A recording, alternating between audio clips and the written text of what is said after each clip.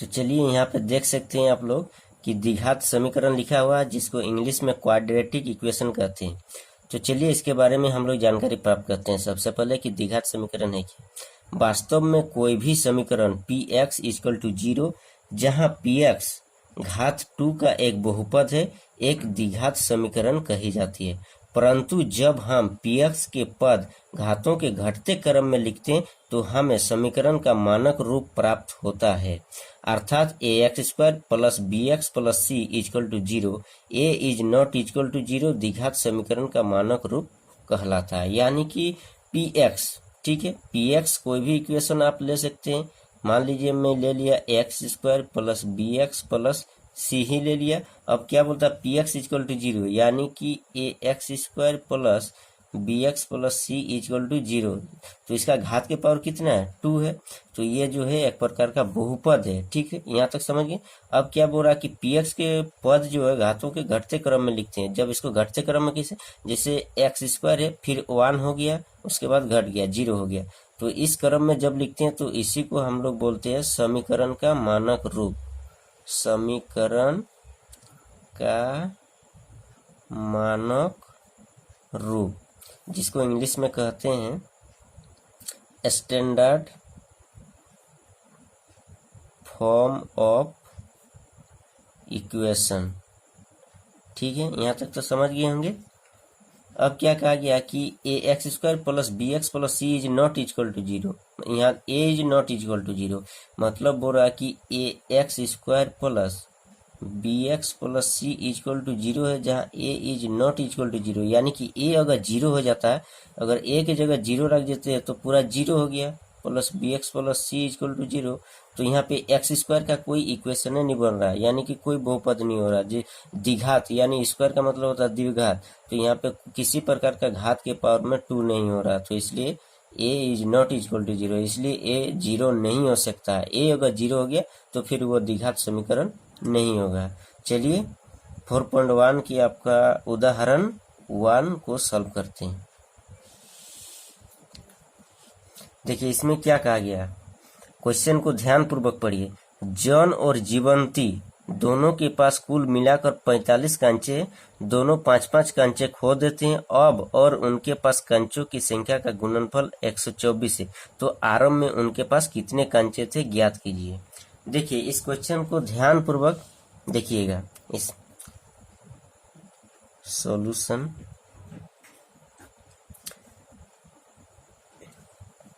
John और जीवंती, ठीक है, तो मान लीजिए तो आरंभ में उनके पास कितने कंचे थे ज्ञात कीजिए। तो इस क्वेश्चन को देखिए किस प्रकार बनाना कि दोनों के पास कुल मिलाकर कितना है 45 कंचे। तो मान लीजिए, माना कि जॉन के पास कंचों की संख्या इक्वल टू आप मान लीजिए x है, ठीक है। उसके बाद आप जीवंती के पास कुल कंचे की संख्या इक्वल टू 45 माइनस x, ठीक है। यहाँ तक समझ गए कैसे, क्योंकि दोनों मिला के 45 है। मान लीजिए a plus B equal to 45 है, ठीक है। अगर a के पास x है, x क्या है, जॉन है, मान लीजिए a के पास x है, तो b के पास कितना होगा, देखिए b को निकालते हैं तो b इक्वल टू हो जाएगा, x इधर चला जाएगा तो 45 माइनस x, वही चीज हो गया। इसको रब करके बना दिए, ठीक है। यहाँ तक तो समझ गए। अब देखिए, अब क्या बोल रहा है कि दोनों 5-5 कंचे खो देते हैं, यानी कि दोनों जो है 5-5 कंचे खो देते हैं। मान लीजिए जॉन जो है, जॉन ने कुल कंचों में 5 कंचे खो दिया, ठीक है। अब जॉन के पास टोटल कितना था, x था, तो 5 अगर खो गया तो x माइनस 5 बच गया। अब जीवंती के पास कुल कंचों में 5 कंचे खो दिया, ठीक है। अब इसके पास कितना है, टोटल इतना है 45 माइनस एक्स माइनस 5, तो ये कितना हो गया, 45 में माइनस 5 चला गया तो 40 माइनस एक्स बचा। अब क्या बोल रहा है, अकॉर्डिंग टू क्वेश्चन, अब क्वेश्चन में क्या बोल रहा है कि अब और उनके पास कंचों की संख्या का गुणनफल 124 है, यानी कि दोनों की जितना जो बचा, इसके पास आपका बच गया x माइनस 5 और इसके पास 40 माइनस एक्स, तो दोनों के पास जो बचा उस दोनों का गुणनफल कितना है, 124 है। तो x minus 5 into 40 minus x को आप गुना कर दीजिए, जिसका गुणनफल कितना है, 124 है। ठीक है, यहाँ तक तो समझ गए होंगे। अब देखिए इसको किस प्रकार हल करते हैं, ध्यान पूर्वक देखिएगा, तुम क्वेश्चन को एक बार देखिएगा तो गर्दा उड़ा दीजिएगा। देखिए इसको गुना करते हैं पहले x के साथ तो 40x, उसके बाद फिर इसके साथ करते हैं तो माइनस एक्स स्क्वायर, फिर माइनस 5 को इसके साथ करते हैं तो 4 5 20 200 माइनस 200 माइनस और minus plus 5x equal to 124। अब देखिए यहाँ 5x है, यहाँ 40x है, तो कितना हो गया 45x और माइनस एक्स स्क्वायर। उसके बाद इस 200 को उधर ले जाइए, तो 200 को उधर ले जाते हैं तो 124 124 प्लस 200। अब देखिए 45x minus x square equal to, इसको जोड़ दीजिए 324 324। अब क्या कीजिए, अब देखिए इसको घटते हुए क्रम में सजाना, पहले एक्स स्क्वायर उसके बाद एक्स उसके बाद फिर सी। अब देखिए इस फॉर्म में लाना है, a x square plus b x plus c, तो माइनस एक्स स्क्वायर को पहले कर देते हैं प्लस 45x, यहाँ बराबर है, जब इधर ले आते हैं तो माइनस हो जाता है क्योंकि यहाँ प्लस है, कुछ नहीं है तो प्लस है, अगर इधर ले आते हैं तो माइनस हो गया, माइनस 324 इक्वल टू 0। अब देखिए इस माइनस है यहाँ पे, इस माइनस को हटाना है, माइनस को कॉमन ले लिए, तो माइनस अगर कॉमन ले लेते हैं तो माइनस और माइनस क्या प्लस हो गया, तो एक्स स्क्वायर इसके साथ गुना हो गया minus plus minus 45x minus और माइनस प्लस हो गया 324 इक्वल टू 0। इस माइनस कॉमन लेना मतलब माइनस 1 कॉमन लेना है। अब 1 के साथ इसके अगर माइनस को इस सब के साथ इंटू करेंगे यानी गुना करेंगे तो फिर मेरा यही वाला इक्वेशन आ जाएगा। अब देखिए इस माइनस को इसके साथ करेंगे 0 हो गया, तो बचा क्या x square minus 45x plus 324 equal to 0। अतः यहाँ एक द्विघात समीकरण है, आंसर। ठीक है, समझिए। चलिए अब नेक्स्ट उदाहरण की ओर आगे बढ़ते हैं। अब देखिए क्वेश्चन नंबर 2 में क्या कहा गया है, एक कुटीर उद्योग में एक दिन में कुछ खिलौने निर्माण करता है, यानी कि एक कुटीर उद्योग है जो एक दिन में कुछ खिलौने तैयार करता है या निर्माण करता है। प्रत्येक खिलौने का मूल्य, यानी कि प्रत्येक खिलौने का जो मूल्य होगा वो 55 रुपया, रुपयों में दिया है ब्रैकेट में, देखिए 55 में से एक दिन में निर्माण किए गए खिलौने की संख्या घटाने से प्राप्त संख्या के बराबर हो जाता है। यानी कि प्रत्येक खिलौने का मूल्य जो है वो 55 में से एक दिन में कितना निर्माण करता है, एक दिन में निर्माण की गई खिलौने की संख्या को घटाने से प्राप्त संख्या के बराबर हो जाता है। किसी एक दिन कुल निर्माण लागत अगर 750 है तो उस दिन निर्माण किए गए खिलौने की संख्या ज्ञात करें। तो देखिए इसको किस प्रकार सॉल्व करते हैं। देखिए सबसे पहले माना कि उस दिन, देखिए उस दिन कितना, मान लीजिए एक्स है, माना कि उस दिन खिलौने की संख्या इक्वल टू एक्स है, तो प्रत्येक खिलौने का मूल्य 55 में से घटाने पर निर्माण किए गए खिलौने की संख्या को घटाने पर प्राप्त हो रहा है। यानी कि उस दिन प्रत्येक खिलौने का निर्माण लागत, तो उस दिन प्रत्येक खिलौने का निर्माण लागत कितना होगा, उस दिन प्रत्येक खिलौने की निर्माण लागत इक्वल टू हो जाएगा 55 में से एक दिन में, तो एक दिन में कितना है एक्स है, ठीक है। अब उस दिन कुल निर्माण लागत, ठीक है, अब उस दिन कुल निर्माण लागत कितना होगा, उस दिन कुल निर्माण लागत कितना है, 750 है, ठीक है, 750 है। लेकिन 750 किसका किसका है, एक दिन में जो खिलौने की संख्या है वो प्रत्येक दिन खिलौने निर्माण की लागत, यानी कि एक दिन में प्रत्येक खिलौने का मूल्य आपका इतना हो रहा है और एक दिन में इतना हो रहा है, तो इसको मल्टीप्लाई करने पर 750 होगा। अब देखिए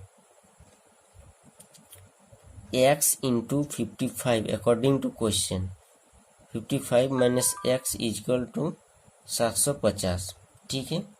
अब क्या करना, देखिए 55x minus x square equal to 750, इसको अंदर गुना कर दिए।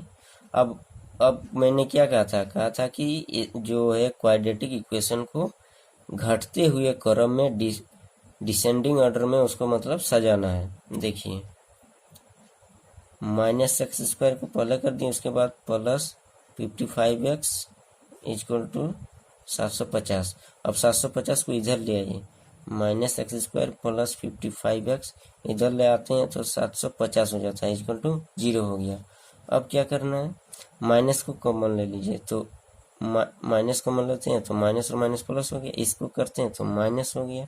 जहाँ प्लस है वहाँ माइनस हो जाएगा और जहाँ माइनस है वहाँ प्लस हो जाएगा, अगर माइनस को कॉमन लेते हैं तो। ये बात ध्यान में रखिएगा। प्लस 750 इजक्वल टू 0, माइनस गुना हो जाएगा तो 0 ही हो जाएगा। बचा कि आपका एक्स स्क्वायर माइनस 55 प्लस 750 यानी 750 इजक्वल टू 0।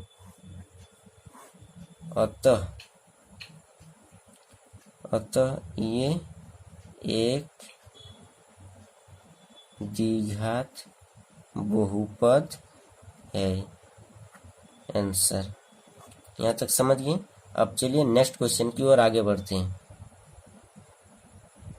देखिए इस क्वेश्चन में क्या दिया हुआ, उदाहरण 2 में दिया है, जांच कीजिए कि निम्न द्विघात समीकरण है या नहीं। यानी कि इस प्रकार का दिया हुआ है आपका, और इसको सॉल्व करके बताना कि क्या ये द्विघात समीकरण है या फिर नहीं है। तो चलिए इसको सॉल्व करते हैं। देखिए x माइनस 2 का whole square plus 1 equal to आपका दिया हुआ है 2x माइनस 3, ठीक है। अब क्या करना, देखिए x माइनस 2 का यहाँ पे रब करते हैं, x माइनस 2 का होल स्क्वायर है, ठीक है।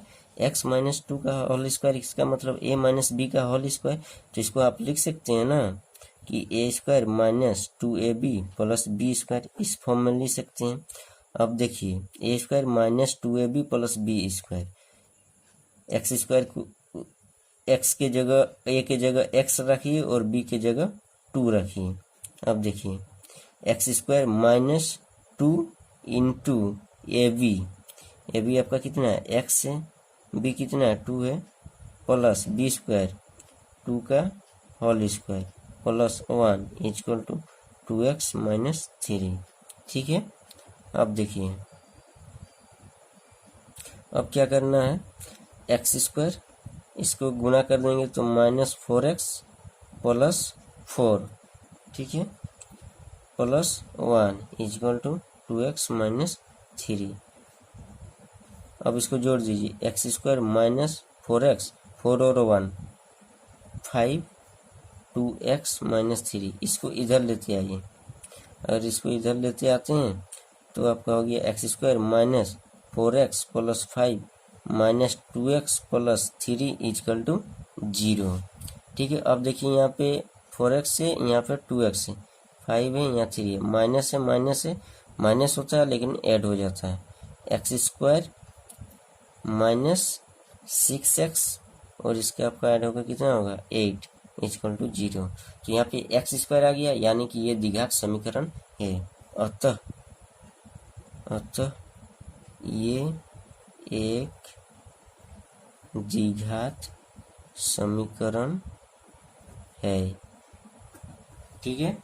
अब चलिए नेक्स्ट क्वेश्चन नंबर बी में क्या दिया हुआ है कि x into x plus 1 plus 8 equal to x plus 2 into x minus 2 दिया हुआ है। देखिए इसको किस प्रकार सॉल्व करते हैं। सॉल्यूशन, इसको पहले इसके साथ गुना कर दीजिए। पहले लिख लेते हैं x into x plus 1 plus 8 equal to x plus 2 into x minus 2। ठीक है, अब देखिए अब क्या करना है कि इसको इसके साथ गुना कर दीजिए। एक्स स्क्वायर प्लस एक्स हो गया प्लस 8। अब इसको और इसको गुना करना है। पहले एक्स के साथ दोनों को गुना करना है तो हो गया एक्स स्क्वायर माइनस 2x, फिर 2 को इसके साथ गुना करना है तो हो गया आपका प्लस 2x और इसके साथ करेंगे तो माइनस 4x। अब इसको इधर लेते आइए, x square plus x plus 8 इधर लेते आते हैं तो यहाँ प्लस है तो माइनस हो जाएगा एक्स स्क्वायर, यहाँ माइनस है तो प्लस। कहा कि मैंने पहले वाला वीडियो में कह चुका हूँ कि जो प्लस है वो माइनस हो जाता है और माइनस है तो प्लस हो जाता है बराबर के इधर लाने से।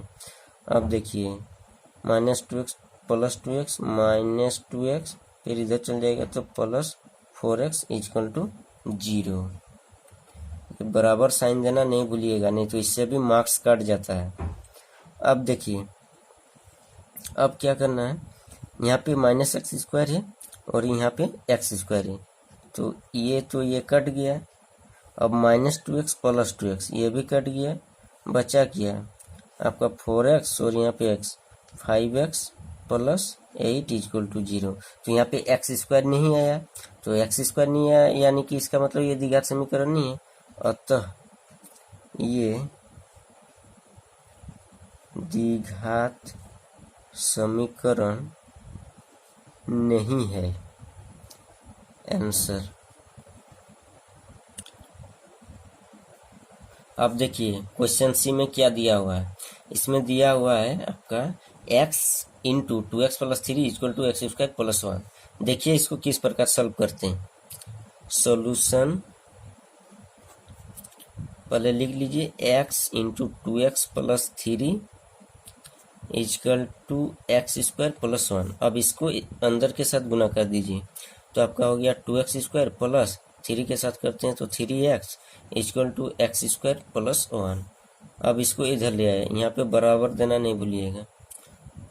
अब हो गया आपका 2x square plus 3x minus x square, इधर आ जाएगा तो फिर माइनस 0। अब देखिए 2x स्क्वायर में एक एक्स स्क्वायर चला जाएगा तो कितना बचेगा 1x स्क्वायर प्लस 3x उसके बाद माइनस 1 इक्वल टू 0। तो ये एक्स स्क्वायर के फॉर्म में आ गया, यानी कि इस फॉर्म में आ गया a x square plus b x plus c के फॉर्म में आ गया। अतः ये एक द्विघात समीकरण है। ठीक है, यहाँ तक समझ गए। अब चलिए क्वेश्चन नंबर डी पे चलते हैं, यानी क्वेश्चन नंबर 4। इसमें क्या है, x प्लस 2 का whole cube equal to x cube minus 4 ये दिया हुआ है। अब देखिए इसको सॉल्व करते हैं। सॉल्यूशन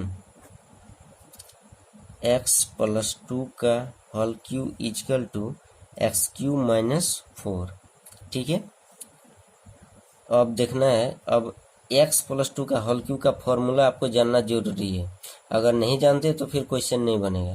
तो चलिए मैं यहाँ पे लिख देता हूँ, a प्लस बी का होल क्यूब इक्वल टू होता है a cube plus 3a square b plus 3ab square plus b का होल क्यूब, ये वाला फॉर्म में होता है। यानी कि a के जगह x है और b के जगह 2 है। अब देखिए बेटा है, ये x के जगह यहाँ a है तो हो गया आपका एक्स क्यूब प्लस 3 इंटू ए स्क्वायर की जगह क्या है एक्स है तो एक्स स्क्वायर इंटू बी की जगह कितना है 2 है, 2 हो गया प्लस फिर 3 इंटू ए की जगह क्या है एक्स है, बी की जगह क्या है 2 है, यानी कि 2 का होल स्क्वायर प्लस फिर 2 का होल क्यूब इक्वल टू ये वाला एक्स क्यूब माइनस 4। ठीक है, यहाँ तक तो समझ गए होंगे। अब देखिए अब इसको ये करते हैं, सॉल्व करते हैं। एक्स क्यूब उसके बाद प्लस 3 दूगुने 6 और एक्स स्क्वायर 6x² प्लस 2 दूने 4, 4 और 3 12, 4 तिया 12 x प्लस 2 दूने 4, 4 दूने 8, 2 का क्यू 8 हो गया, इक्वल टू x³ - 4। अब देखिए x³ इसको इधर ले आते हैं, x³ पहले इसको लिख लेते हैं 6x² plus 12x plus 8 minus x³ plus 4 equal to 0, क्योंकि माइनस है तो इधर चला गया तो क्या हो गया, प्लस हो गया। अब देखिए ये और ये कट गया, बचा क्या, अब 4 और 8 12 होता है। अब देखिए बचा आपका 6x², x और तो कहीं नहीं है, x ओनली यहीं पे x है, तो डायरेक्ट इसको उतार दीजिए 12x प्लस, देखिए कांस्टेंट 2 जगह है तो इसको जोड़ दीजिए 12 इक्वल टू 0। कॉमन देखिए तीनों में अगर कॉमन आ जाता तो कॉमन ले सकते हैं, 6 कॉमन आ जाएगा, x² प्लस 2x प्लस 2, ठीक है, इक्वल टू 0। ये 6 0 हो जाएगा तो बचा क्या आपका, बच गया x² प्लस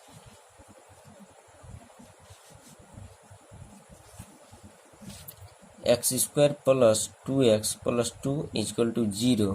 तो आप लिख सकते हैं अतः ये एक द्विघात समीकरण है। आंसर। यहाँ तक तो उदाहरण सब समझ गए। किसी प्रकार की दिक्कत अगर होगी तो कमेंट बॉक्स में जरूर कमेंट कीजिएगा। साथ ही वीडियो यदि अच्छा लगे तो लाइक एक जरूर कीजिएगा, भूलिएगा मत, और अपने फ्रेंड को जरूर शेयर कीजिएगा। धन्यवाद।